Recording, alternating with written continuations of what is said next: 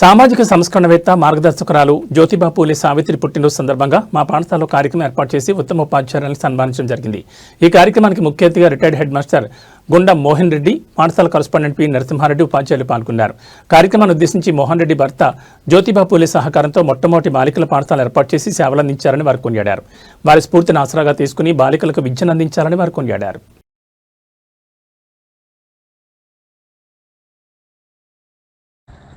ఆయన అనేక రకాలైన పోరాటాలు చేస్తుండే నేపథ్యం ఉండే వ్యక్తి. అనేక రకాల అసమానతలు, ఆర్థిక అసమానతలు, కుల అసమానతలు ఉండొచ్చు, వర్గ అసమానతలు ఉండొచ్చు, మత అసమానతలు ఉండొచ్చు. అన్ని అసమానతలకు వ్యతిరేకంగా మొదటివాడిగా చేసింది. దానికి ఆయన ఒక వైద్యంగా విద్య ద్వారా మాత్రమే ఈ సామాజిక అసమానతలను రూపుమాపడానికి అవకాశం ఉంటుందని ఆయన గమనించారు. ఆయన చదువు చెప్పడం మొదలుపెట్టారు. కానీ మహిళల్లో అందరూ చాలా మనం అనుకుంటాం ఇప్పుడు కేవలం ముస్లింలకు బుర్కా సిస్టమ్ ఉంది. కానీ తెరవెనుక సిస్టమే అన్ని కులాల్లో ఉంది. బ్రాహ్మణులు కూడా బయటకు రాణించేవాళ్ళు కాదు, అగ్ర కులాలు కూడా బయటకు రాణించేవాళ్ళు కాదు.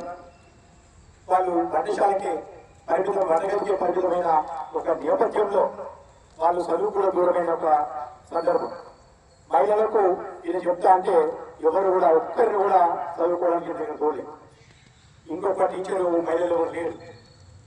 ఆ సందర్భంలో ఆయన తన భార్యనే మరి ఉపాధ్యాయులుగా చేస్తే బాగుంటుందని మొట్టమొదటిగా విద్యాబోధన ఆయన భార్యకి చేసింది.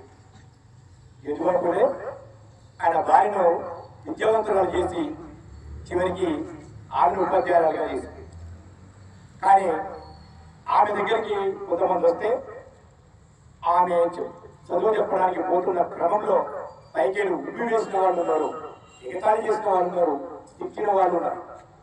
అనేక అవమానాలను ఎదుర్కొని ఆమె మహిళా విద్య ద్వారా మాత్రమే సామాజిక అభివృద్ధి జరుగుతుంది, సామాజిక అసమానతలు పోతాయని ఆమె ముందుకొచ్చింది. అన్ని అవమానాలను భరించే వెనక వేరే పట్టుదలతో ముందుకొచ్చింది. దాంతో సాధ్యమైనంత వరకు అన్ని వర్గాల దానికి ఇవాళ వీళ్ళకు వాళ్ళకేం లేదు, అన్ని వర్గాల మహిళలకు మరి విద్యాబోధన చేయడానికి ముందుకొచ్చింది. అందుకే ఈ భారత ఇతిహాసంలో తొలి మహిళా గురువు అంటే సావిత్రిబాయి పూలేనే. అందుకే మన జన్మదినాన్ని మనందరం కూడా గౌరవంగా జరుపుకోవాల్సిన అవసరం ఉంది. ఇవాళ ఇంతమంది చదువుకుంటున్నారు, చదువులో కూడా మరి అత్యధికంగా ఇవాళ మహిళలు ఉన్నతిలో ఉన్నారు, ఉద్యోగాలు కూడా ఉన్నతిలో ఉంటున్నారంటే దానికి నాది వాస్తవం. ఆమె త్యాగము. మహిళలందరూ విద్యార్థులు అయినప్పుడు మాత్రమే సామాజిక అభివృద్ధి. అందుకే ఇప్పుడు మనం చెప్పుకుంటున్నాం తల్లి మొదటి గురువు. మొదటి గురువు ఆమె అయింది. అక్కడికి వెళ్ళి తల్లి కూడా శిశువుకు మొదటి గురువుగా మారింది. అనేక రకాలైన సంస్థలు పెట్టి చేసిన సమాజ ద్వారా కూడా ఆమె సేవ చేసింది. చిరస్థాయి ఉంది కాబట్టి ఈసారి మొట్టమొదటిసారిగా మరి ప్రభుత్వం మరి మహిళా ఉపాధ్యాయ దినోత్సవంగా జరుపుకున్నామని ముందుకు వచ్చింది. నేనైతే నా పాఠశాలలో మీరు ఎప్పుడు చేసే వృత్తిలోత్సవంలో కలిపి ఫోటో నేను బిల్డింగ్ కూడా ఆఫీస్కి తీసుకున్నా. సావిత్రిబాయి పెట్టుకోవడానికి మన ఫోటో ఇప్పించేసి ఈ సంవత్సరం నేను చేస్తూ ఉంటే ఇవాళ ప్రభుత్వమే చేయడం వల్ల నాకు చాలా ఆనందం కలిగింది. ఈ నసపురాన్ని నసను పూజించిన, ఎందుకంటే ఆమెకు ఒక 2 పూలు పెట్టి దండ పెట్టుకునే అవకాశం నాకు కల్పించాలని అన్నట్టు ఎంతైనా పంపించి వచ్చిండు. ఈ అవకాశం కల్పించిన మీ అందరికీ ధన్యవాదాలు.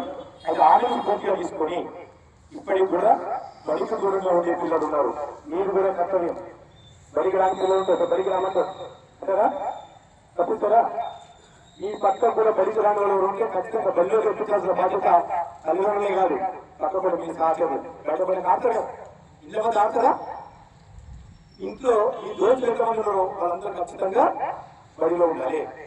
బడులే తీసుకుంటారా? అందరూ కూడా చేతులు చెప్తే తీసుకుంటారు అనుకుంటా. ఈ పక్క చెప్పండి కూడా బడికి పోవడం ఉండదు. ఏమైనా చేతులు చెప్పండి, నేను చేస్తాను. మీ పక్క చెప్పండి కూడా బడికి పోవడం ఎవరు ఉండదు. ఖచ్చితంగా ఎవరైనా సరే ఏదో ఒక బడిలో చదువుతూ ఉండాలి. రైట్. ఆ పని మీరు కూడా తీసుకున్న బాధ్యత సాధ్యమంటది. ఎందుకంటే మీరే తిరుగుతుంటారు, మీరే చెప్తుంటారు. బడి పట్ల ఏదో కష్టమంటే వాడు బడి తప్పిస్తారు, సాగు కొడతారు, ఏం చెప్తారంటే అవసరం ఏమనుకుంటారు కాదు. ఏది మన భవిష్యత్తు ఏదైనా నిర్మాణం అయితే చదువుకునే వ్యక్తి దేశానికి శక్తి. లేదా మీరు అభివృద్ధి చెందినంటే మీ యొక్క అభివృద్ధి కాదు, మీ కుటుంబం అభివృద్ధి ఉపయోగపడుతుంది, తల్లిదండ్రులు కూడా ఉపాధ్యాయులు కూడా సంతోషంగా కలిగిస్తుంది. మీకోసం మీరు చదవడం కాదు, ఇతరుల కోసం చదవాల్సిన అవసరం ఉంది. సమాజంలో భాగస్వాములు ఈ సామాజిక అభివృద్ధి కోసం కృషి చేస్తుంది. శ్రద్ధగా మీ అందరికీ అవకాశం ఉంటుంది అందరికీ.